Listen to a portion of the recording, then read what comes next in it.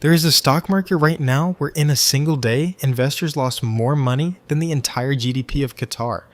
That's exactly what happened in South Korea. Not once, not twice, but 4 times in just a few months. And the craziest part, the government itself might be making it worse. Imagine this, 2 companies, just 2, control over half of an entire country's stock market. Half. That's like if Apple and Microsoft made up 50% of the entire US stock market. Sounds insane, right? Well, that's reality in South Korea right now. And there's a tax proposal floating around that's so terrifying to investors, it single-handedly wiped out $500 billion in market value. Today, we're breaking down why the Korean stock market is absolutely losing its mind, and why you should care even if you're not invested in Korean stocks. The KOSPI Index. Here's the first thing you need to understand about Korea's stock market, the KOSPI Index. As of early June 2026, Samsung Electronics and SK Hynix together made up just over 53% of the entire KOSPI market capitalization. That's more than half of the entire Korean stock market riding on just 2 semiconductor companies. If you don't know already, both Samsung and SK Hynix sit at the center of today's AI build-out. They make high bandwidth memory, or HBM in short, the type Micron makes, but while Micron accounts for about 22% of global HBM supply, these 2 Korean giants have a combined market share of nearly 70%. If you want to learn about Micron, we made a whole other video about it, link in the description. Anyway, so Samsung's weight in the KOSPI Index is about 29%, while SK Hynix sat at 24%. Their dominance in the index increased alongside the massive rallies in their shares, as both companies are key beneficiaries of the current AI boom. While the KOSPI is up nearly 100% this year alone, Hynix shares have soared 303%, while Samsung shares are up 169%. In March 2026, these 2 companies combined for just 38% of the index. In just 3 months, their dominance grew by 15 percentage points. That's insane. For the S&P 500, the top 2 weights, Nvidia at 8% and Microsoft at 7.3%, combined to just over 15% of the index, nowhere near the 2 Korean giants. But what does this mean in practice? Well, it means for every 3% move in Samsung stock, the KOSPI Index moves 1%. And for every 4% move in SK Hynix stock, the index moves another 1%. This is concentration risk at its peak. The thing that should blow your mind even more is that both these companies are pretty much correlated with each other in the current market cycle dominated by AI. Data from the Korean Stock Exchange show that these 2 memory makers accounted for nearly 60% of the KOSPI's daily turnover in June 2026. Nearly 3/4 of the KOSPI's entire rally this year came from just Samsung and SK Hynix. The rest of the 834 stocks in the index are barely contributing. This level of concentration is actually increasing volatility.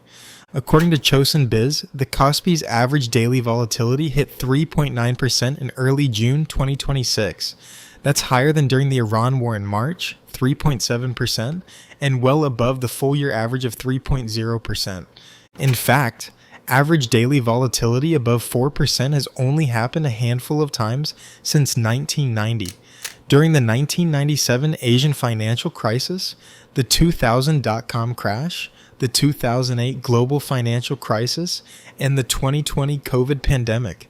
And now, right now, we're knocking on that door again. You might have seen headlines of the Korean stock market getting halted or hitting circuit breakers. Well, this is when volatility gets so extreme that the market hits pause.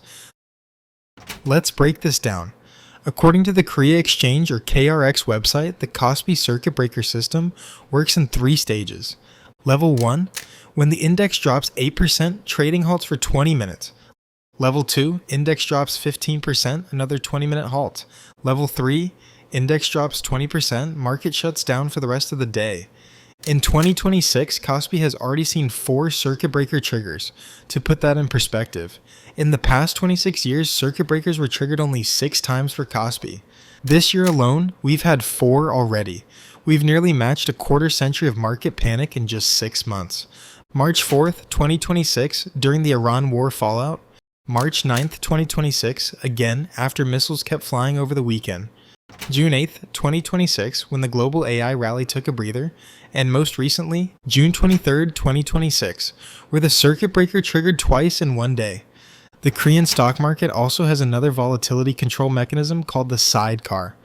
This gets triggered when the index futures move more than 5% in a single minute. If it moves up 5%, algorithmic buy trades are halted for 5 minutes, and if it moves down 5%, sell trades are halted for 5 minutes.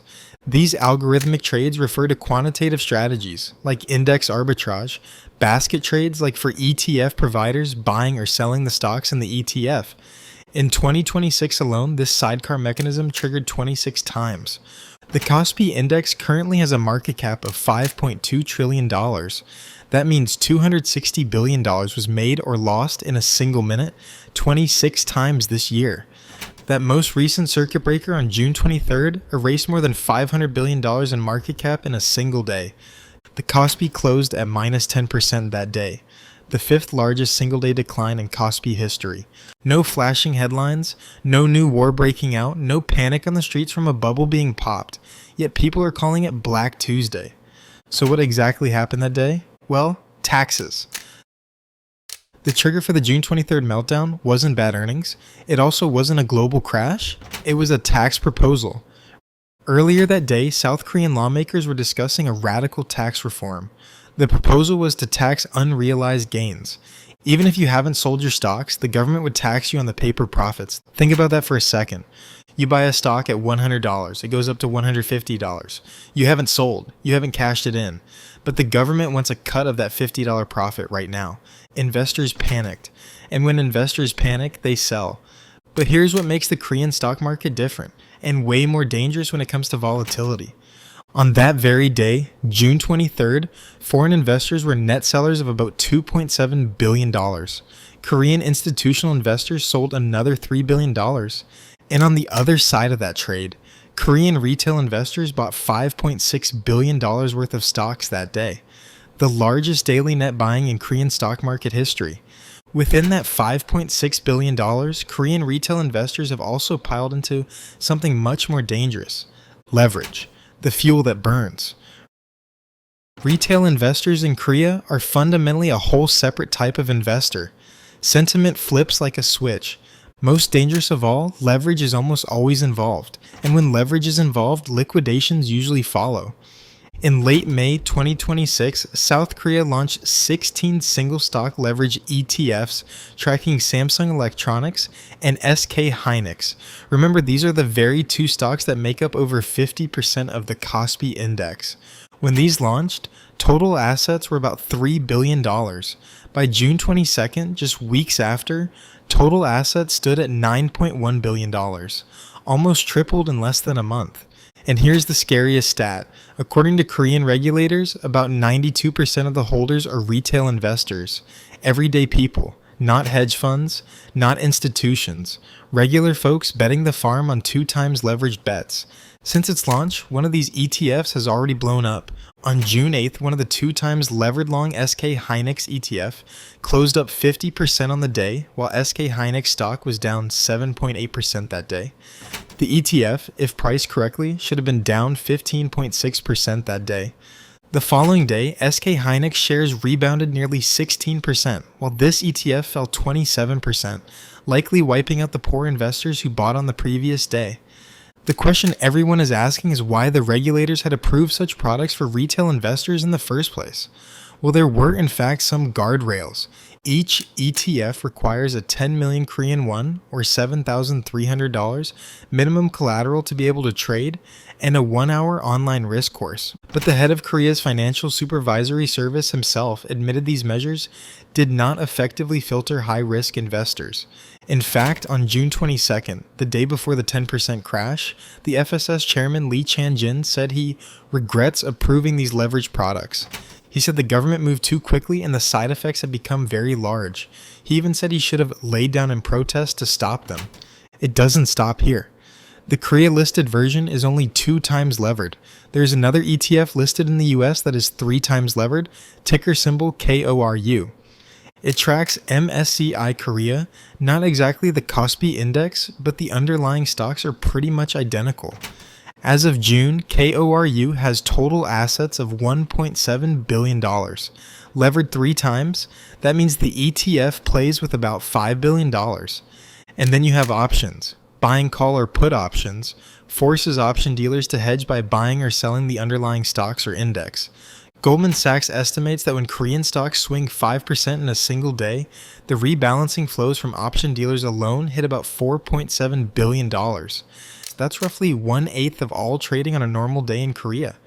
And of course, the cherry on top, you buy these options and ETFs on even more leverage. If you have $1,000 in your brokerage account, you can count on retail investors to buy $2,000 or $3,000 in these 2x levered ETFs and options. This is leverage on top of leverage, or as Jared Vennett in The Big Short calls it, leverage squared. Korean retail investors' leverage has reportedly already hit the ceiling. According to the Korea Capital Market Institute, retail investors are hitting leverage limits set by brokerages. Retail investors' margin debt hit a record 29 trillion Korean won, or $19 billion, up 71% from the end of 2025. They've poured 79 trillion Korean won, or $52 billion, into KOSPI this year alone. The insane Korea stock market rally is being fueled by leverage, and it's getting maxed out. What happens when the buyers run out of borrowed money to buy? You get a crash. This is the final straw. This is how all of this affects you, even if you're not invested in Korean stocks. That day when KOSPI fell 10% on June 23rd, Samsung fell 12.3%, SK Hynix tumbled 12.5%. These are super giants in today's AI supply chain. They are must-have stocks in any institutional portfolio looking for exposure in AI and semiconductors. When a part of the portfolio tanks 12% in a day, most institutions go into risk control mode. They take profits, trim their risk exposure, they sell. Not just Korea, but anything correlated to the AI trade. June 23rd, Japan's Nikkei 225 fell 3.55%. Taiwan, the core market of the AI trade, fell 1.3%, Nasdaq fell 2.2%, and the semiconductor index plummeted 7.8%. Whatever happens in Korea spills over to global markets. It triggers a chain reaction. So what does all this mean? 5 takeaways. First, the Korean stock market is hyper-concentrated. 2 semiconductor companies control over half the index. When they move, everything moves. Second, the circuit breaker system is being tested like never before, 4 times in 2026 after just 6 times in 26 years. Third, retail investors are the new whales, but they're whales only on borrowed money and leverage bets. When the margin calls come, there's nowhere to hide. Liquidations follow. Fourth, leverage has reached limits and is now a primary driver of market volatility. The market is now hypersensitive. Any headline can trigger a landslide. Just look at what happened on June 23rd. Fifth, global interconnectedness means when the Korean stock market moves, every single market is likely to follow. And we've had a glimpse of the damage Korea can do globally already. With Korean regulators now scrambling to control the damage, this story is far from over. If you found this interesting, hit that subscribe button. Because if the Korean market keeps breaking like this, we're going to have a lot more to talk about. Thanks for watching. I'll see you in the next one.